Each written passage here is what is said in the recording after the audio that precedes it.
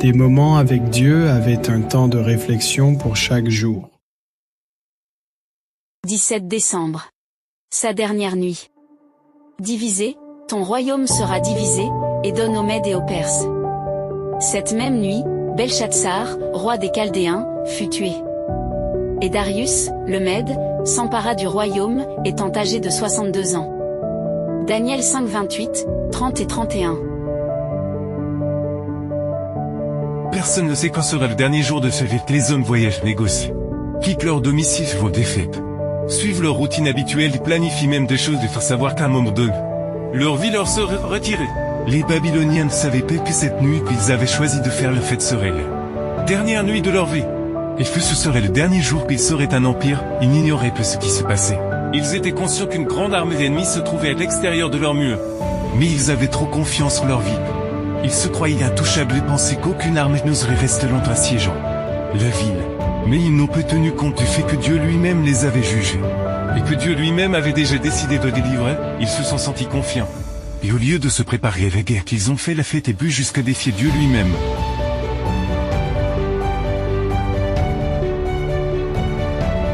Cette nuit-là, le général Cyrus, faisant preuve d'une grande ingéniosité et d'un grand sens tactique militaire, fit détourner les eaux de l'Euphrate, et lorsque celles-ci se furent asséchées, un peloton pénétra sous les murs en suivant le lit du fleuve.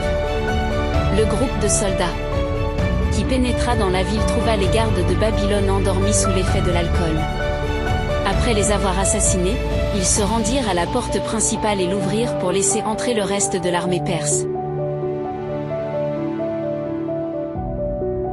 Ce fut la dernière nuit de Babylone et ils choisirent de les vivre dans le péché.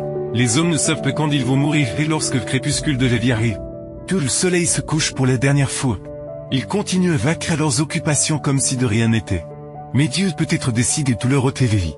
Personne n'est prêt à mourir et personne ne le souhaite, cependant. Le chrétien fidèle est prêt même à le manger car il se lèverait pour halte avec Jésus, pour toi le mort. Il y a aussi le jugement de Dieu, qui sait que Dieu vous appellerait à examiner votre vie. Il est donc nécessaire de vivre avec sagesse et fidélité afin que, si nous devons aller nous reposer, être jugés par Dieu, nous ne soyons pas trouvés coupables. Au cours de cette dernière nuit de folie insensée, Belshazzar et ses seigneurs avaient comblé la mesure de leur culpabilité et de ce qui incombait au royaume chaldéen.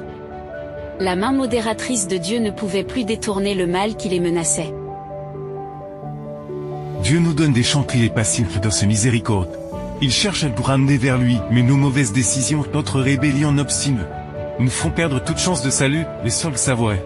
Nous risquons de mal vivre le dernier jour qui nous reste vivre, il vaut mieux être paix avec Dieu que partir dans la vie.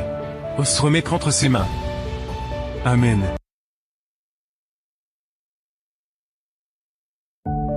Merci pour écouter cet audio. Nous vous invitons à partager avec votre. Contactez et visitez le site web biblewell.com